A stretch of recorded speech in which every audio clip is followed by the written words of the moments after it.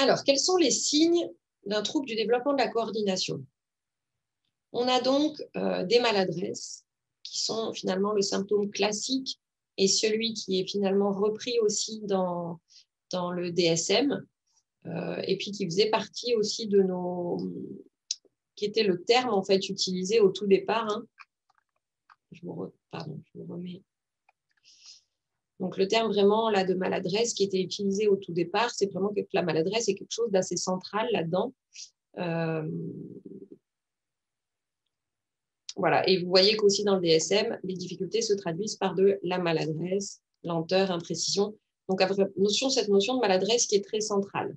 Donc, évidemment, c'est un signe majeur d'une dyspraxie, d'un trouble du développement de la coordination. Alors, peut-on considérer que les crampes sont incluses dans le tableau clinique de la dyspraxie? Non. Pour moi, vraiment, ce n'est pas du tout quelque chose qui a été décrit comme associé. Les enfants qui ont des dyspraxies, ou d'ailleurs même les adultes, n'ont pas plus fréquemment de crampes. Enfin, vraiment, c'est quelque chose dont je n'ai jamais entendu parler parmi toutes les études ou dans le rapport INSERM que j'ai lu. Donc non, pour moi, les crampes sont vraiment quelque chose d'à part entière.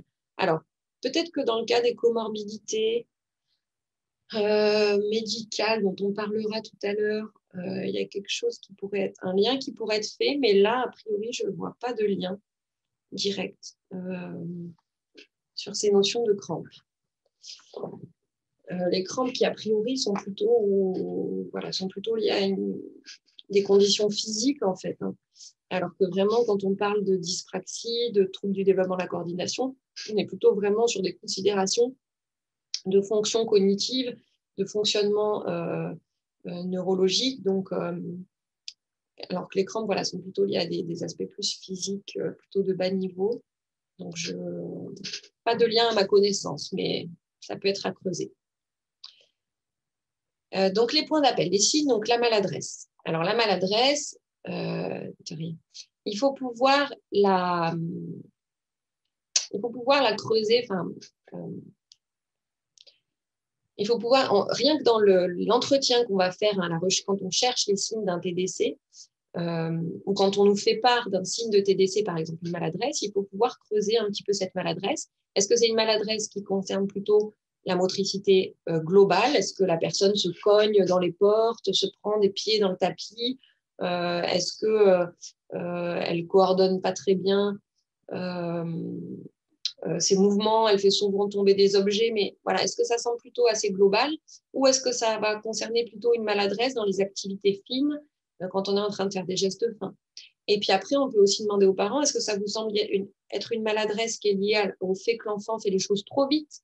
Donc, ce qui peut faire évoquer l'impulsivité, éventuellement ce qui peut aller jusqu'à la question du TDAH. On en parlera cet après-midi. Mais voilà, est-ce qu'on est dans quelque chose de plus exécutif, en sens impulsivité, contrôle, ou dans quelque chose de très attentionnel? Vous avez l'impression que votre enfant est maladroit parce qu'il ne fait pas du tout attention. Alors, les personnes, les parents vous disent souvent, oui, on a l'impression qu'il ne fait pas attention, parce qu'une maladresse peut donner l'impression que quelqu'un ne fait pas attention, en fait.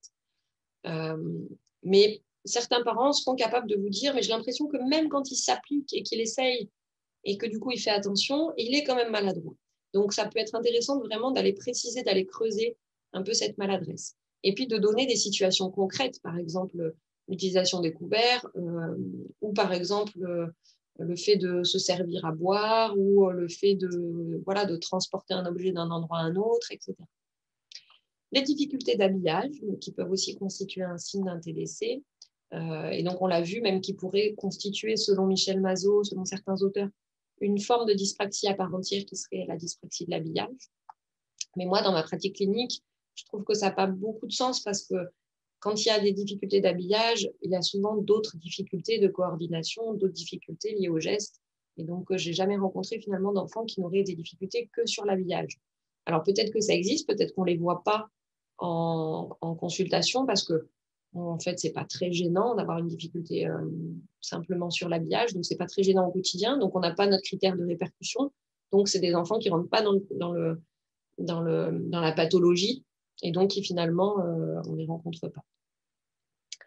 Les difficultés d'apprentissage sportif, donc le vélo, la nage, je sais pas, le roller, le skate, le ski, le foot. Et là, on peut préciser vraiment plutôt, tiens, est-ce que c'est plutôt sur des aspects de coordination, donc par exemple le vélo et la nage qui vont demander des gestes coordonnés, ou des gestes qui vont demander plus des aspects de précision, comme par exemple le tennis, même s'il demande bien sûr aussi de la coordination. Mais on va pouvoir aller préciser un peu le type d'activité, le type d'apprentissage dans lequel l'enfant est en difficulté, d'apprentissage sportif.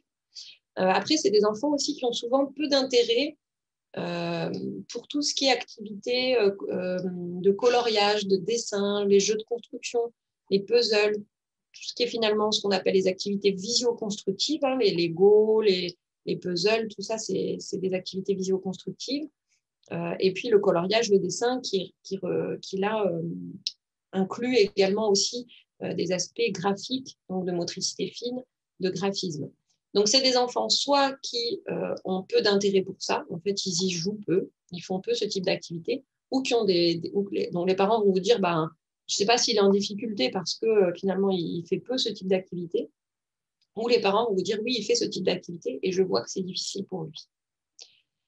Des difficultés ensuite sur le plan scolaire qui vont concerner plutôt la géométrie,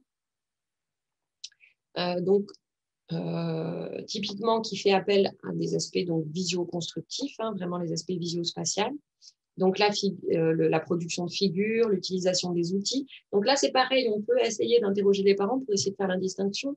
Est-ce que vous avez l'impression que c'est l'utilisation des outils qui le gêne ou que c'est la perception des figures, la perception dans l'espace, le fait de refaire des choses en symétrie, par exemple, qui va le gêner? Et globalement, on peut aussi avoir de façon plus large des difficultés en fait en mathématiques. Je vous ai mis notamment, par exemple, là, une opération posée. Les opérations posées nécessitent un agencement visuospatial, donc ça peut être gênant. Donc des difficultés aussi de repérage dans l'espace finalement de la feuille. Et donc finalement dans toutes les tâches impliquées, infiltrées de facteurs spatiaux, donc la géographie, la production de schémas, le fait d'analyser des tableaux, les tableaux à double entrée, des choses comme ça qui vont être donc avec une composante visuospatiale forte. Alors la tenue du stylo, bien sûr. Donc voilà, c'est mon dernier point. La question donc de l'écriture, qui est une question majeure parce que c'est vraiment à ce niveau-là qu'on a un retentissement très fort sur la scolarité. L'éducation artistique, oui, tout à fait. C'est vrai que j'ai mis coloriage, dessin, mais on aurait pu mettre 3 petits points. Il peut y avoir aussi voilà, tout ce qui va être peinture, etc. Donc, tout ce qui est aussi artistique à la maison et à l'école également. Et donc, dysgraphie et dyspraxie, ben voilà, c'est une question qui est importante. Donc, la dysgraphie, elle concernerait au moins la moitié des enfants avec troubles du développement de la coordination. Pour certains, même, ce serait un symptôme, en fait, du TDC, puisque le geste de l'écriture est un geste complexe, intentionnel. Enfin, vraiment, on rentre dans cette définition de praxie avec l'écriture. Donc, pour certains auteurs ou pour certains cliniciens, la dysgraphie, finalement, elle fait partie du TDC. Et donc, on pourrait finalement parler de TDC sans avoir précisé qu'il y a une dysgraphie associée. Ce serait finalement comme une logique. Sauf que dans les faits, il vaut mieux le préciser. Déjà parce que vous voyez qu'en fait, ce n'est pas systématique. Quand on dit au moins la moitié des enfants TDC, ça veut dire que finalement, il y a quand même une partie pour qui l'écriture n'est pas le geste qui va être atteint et n'est pas un geste qui va être atteint dans la dyspraxie. Pardon. Donc, il vaut mieux préciser voilà, une dyspraxie avec dysgraphie. Pour certains, donc quand je vous dis qu'il vaut mieux préciser les deux et les dissocier, c'est plutôt qu'on le voit comme une comorbidité. Mais clairement, c'est une des conséquences les plus importantes d'un TDC quand elle s'associe à une dysgraphie, parce que l'écriture manuscrite à l'école représente 30 à 60%, moi je dirais qu'on est bien dans les 60%, donc ça varie évidemment selon le niveau scolaire, mais 30 à 60% des activités des enfants à l'école. Donc forcément, il y a une répercussion qui est vraiment très importante.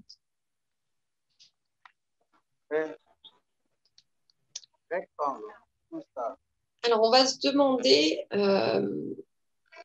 Maintenant, pour essayer de repérer les signes, comme on l'a fait à chaque fois, on fait un petit point sur le développement en fait, des praxies et de la coordination motrice.